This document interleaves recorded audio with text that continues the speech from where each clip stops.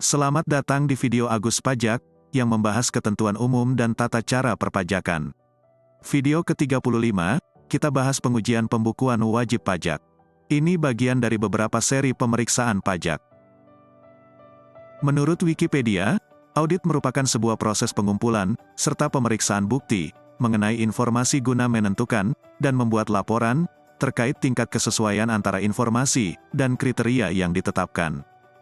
Berdasarkan definisi ini, kita bisa membaca tahapan audit, yaitu 1. Proses pengumpulan. Dalam pemeriksaan pajak, hal ini dilakukan sebagai peminjaman dokumen. Dalam hal pemeriksaan 100% dilakukan di tempat wajib pajak, maka tidak ada peminjaman. Namun dokumen yang diperlukan tetap diminta dan diuji di tempat wajib pajak. Biasanya pemeriksaan yang 100% dilakukan di tempat wajib pajak adalah wajib pajak perbankan, dan perusahaan migas. 2.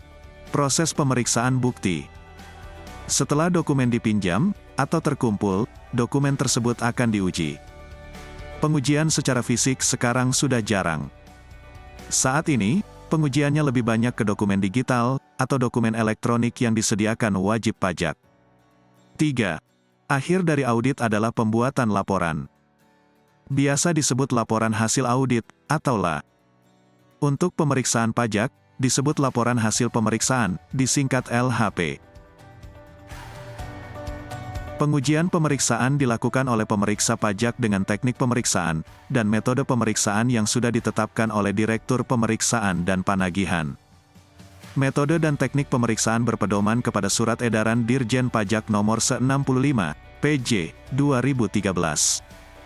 Berdasarkan surat edaran ini, metode pemeriksaan adalah teknik pemeriksaan dan prosedur pemeriksaan yang dilakukan terhadap buku, catatan, dan dokumen serta data, informasi, dan keterangan lain.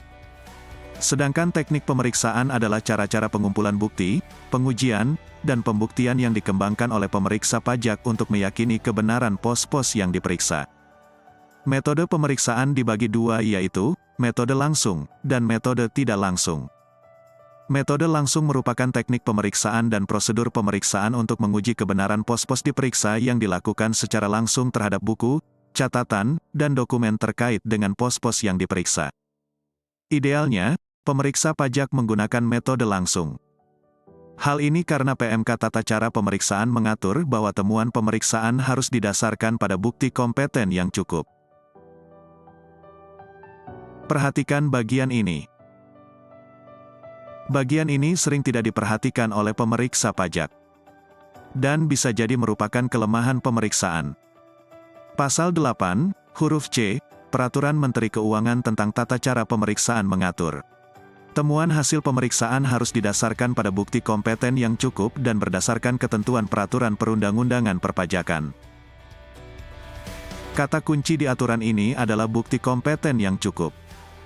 Ketentuan ini diperjelas di Peraturan Direktur Jenderal Pajak Nomor per 23, PJ, 2023 tentang standar pemeriksaan, yaitu temuan hasil pemeriksaan harus didasarkan pada bukti kompeten yang cukup, dan berdasarkan ketentuan peraturan perundang-undangan perpajakan.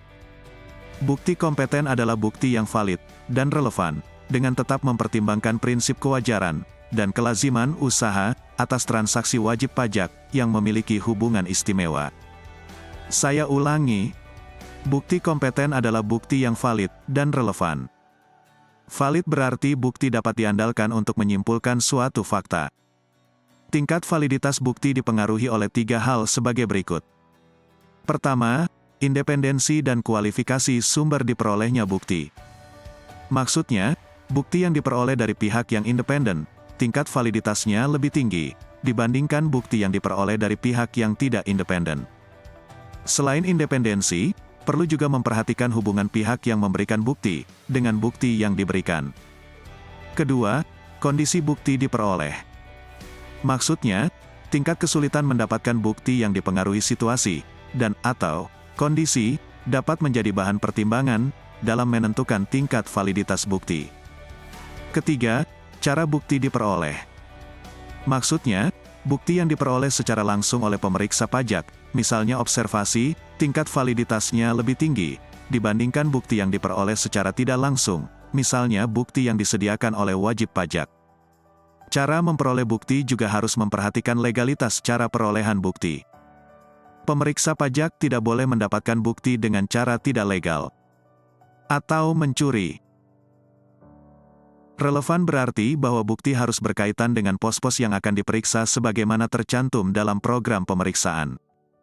Bukti yang cukup adalah bukti yang memadai untuk mendukung temuan hasil pemeriksaan.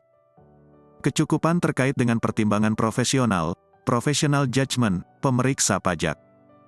Dengan menggunakan metode langsung, pemeriksa pajak akan mendapatkan bukti-bukti pembukuan yang diselenggarakan oleh wajib pajak. Pemeriksa pajak dapat memilih teknik pemeriksaan yang paling memungkinkan dan paling cocok dengan pembukuan wajib pajak.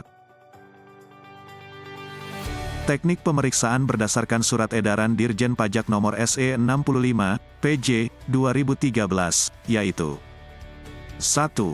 Pemanfaatan informasi internal, dan/atau eksternal Direktorat Jenderal Pajak. 2. Pengujian keabsahan dokumen. 3. Evaluasi. 4. Analisis angka-angka. 5. Penelusuran angka-angka. 6. Penelusuran bukti. 7. Pengujian keterkaitan. 8. Ekualisasi atau rekonsiliasi. 9. Permintaan keterangan atau bukti. 10. Konfirmasi. 11. Inspeksi. 12. Pengujian kebenaran fisik. 13. Pengujian kebenaran penghitungan matematis. 14. Wawancara. 15. Uji petik, atau sampling. 16. Teknik audit berbantuan komputer.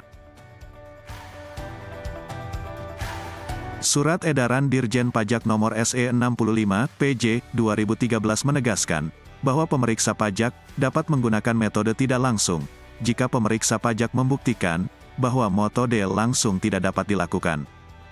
Artinya, metode tidak langsung sebenarnya sejenis emergency exit. Digunakan saat darurat saja. Namun demikian, karena lebih mudah, seringkali pemeriksa pajak lebih menyukai metode tidak langsung. Secara ketentuan, ini adalah kelemahan pengujian oleh pemeriksa pajak. Metode tidak langsung yaitu pendekatan. 1. Transaksi tunai dan bank. 2. Sumber dan penggunaan dana. 3. Penghitungan rasio. 4. Satuan dan/atau volume. 5.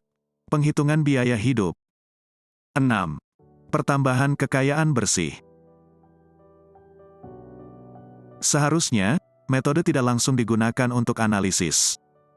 Selanjutnya tetap membutuhkan metode langsung ke pembukuan dan dokumen pendukung yang dimiliki oleh perusahaan.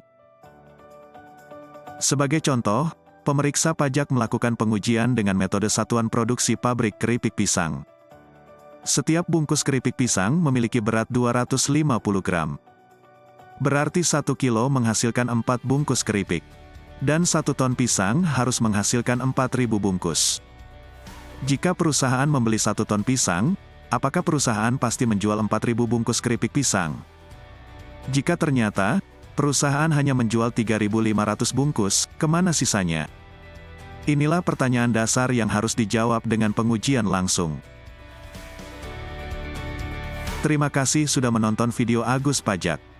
Agus Pajak adalah tempat belajar perpajakan, bahkan bagi pemula sekalipun dapat belajar perpajakan dengan mudah. Semoga Anda dapat memahami dengan mudah. Selain belajar melalui video, laman aguspajak.com juga menyediakan tulisan tentang perpajakan. Tulisan di laman aguspajak.com sudah banyak dikutip orang untuk beragam keperluan, seperti tugas dari dosen dan skripsi. Nantikan video selanjutnya. Sampai jumpa di video selanjutnya.